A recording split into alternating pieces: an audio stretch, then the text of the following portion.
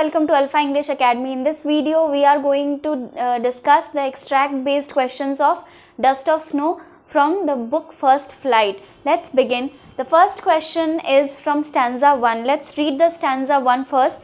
As we know that in the poem Dust of Snow, there are two stanzas. Okay, the first one is the way a crow shook down on me, the dust of snow from a hemlock tree.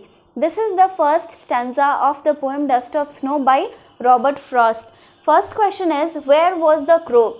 In this question, the position of the crow is asked. So you can write the crow is sitting on a hemlock tree or the crow is on a hemlock tree. Since the question is asked in past tense, you will write the crow was sitting on a hemlock tree or the crow was on a hemlock tree. Next question is, what did it shake on the poet? Poet के ऊपर उसने क्या गिराया था? So it shook dust of snow on the poet. You can also write the crow shook tiny particles of snow on the poet. Next question is, what did the crow do to the hemlock tree? The crow shook the hemlock tree. Crow ने क्या किया था? Hemlock tree को हिलाया था. Okay, next question is, what is the poet state of mind? So question ये भी पूछा जा सकता है कि पोइट का स्टेट ऑफ माइंड क्या था.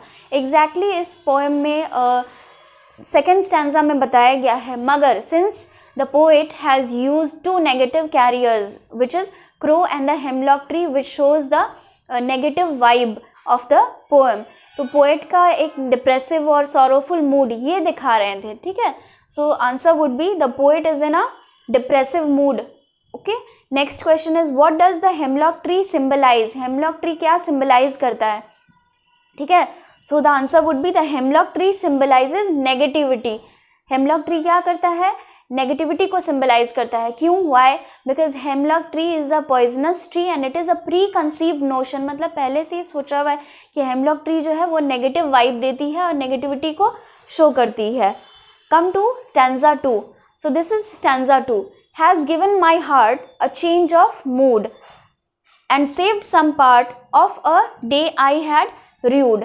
ये जो है सेकेंड स्टैंजा है. इससे क्वेश्चंस क्या है? Of what change does the poet mention here? मतलब पोएट जो है वो किस चेंज के बारे में मेंशन कर रहे हैं. ठीक है, so the answer would be the poet mentions the change of mood here. ठीक है, तो इस पोएम में हमें क्लियरली पता है कि पोएट का जो है वो मूड चेंज हो रहा है, a change of mood. So this is the thing that is mentioned. Next question is, what had given the poet a change of mood? मतलब किस चीज़ की वजह से चेंज आया था? तो डस्ट ऑफ स्नो जो गिरा था उसकी वजह से चेंज आया था. So the answer would be the falling of dust of snow gave the poet a change of mood. Next question is, whose part of the day has been saved? Clearly the poet's. Okay, so this would be the answer. The poet's part of the day has been saved. Next question is, what did the poet think of that day?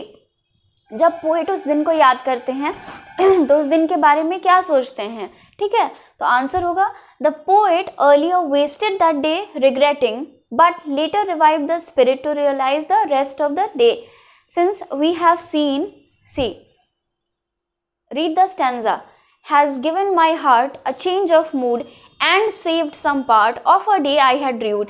These two lines, and saved some part of a day I had rued, this would give you the answer to this question. कि पहले जो है रू का मतलब होता है regret में बर्बाद कर देना, पछतावे में बर्बाद कर देना. So the clear answer would be the poet earlier wasted the day regretting. ठीक है, रीज़न हमें पता नहीं है क्योंकि रीज़न पोएम में एग्जैक्टली मेंशन नहीं किया हुआ है. बस ये दिया हुआ है कि पोएट जो है वो सॉरोफुल और डिप्रेसिव मूड में थे जो उन्होंने रिग्रेशन में बर्बाद कर दिया था. ठीक है, but later revive the spirit to realize the rest of the day because of the falling of dust of snow.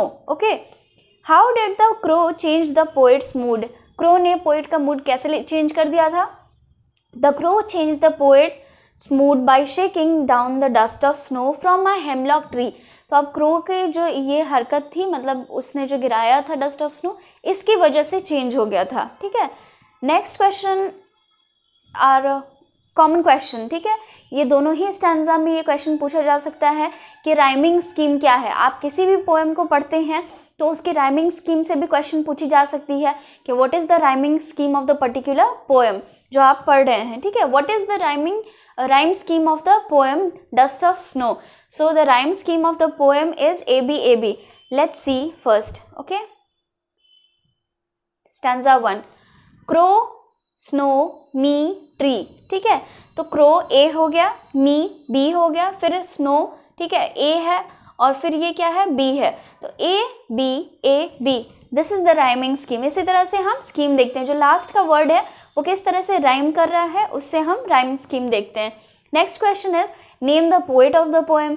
Since it is a very popular poem और मैंने आपको इतनी बार समझा दिया है कि आई होप कि आप सभी को याद हो गया होगा कि रॉबर्ट फ्रॉस्ट इस पोएम के पोएट हैं। So this is the end of the video. I hope आपको ये समझ में आ गई होगी। इससे पहले मैंने जो इम्पॉर्टेंट क्वेश्चंस है प्रीवियसली आस्क्ड वो भी, उसकी भी एक वीडियो डाली है। उससे पहले एक्सप्लेनेशन, समरी और इस चैप्टर के जो क्वेश्चंस हैं वो भी मैंने डाले हैं। तो आई होप आप उन सारी वीडियोस को भी देखेंगे और अच्छे से समझ के क्वेश्चंस के आंसर करेंगे। And we'll meet in the next video. Till then bye bye, take care.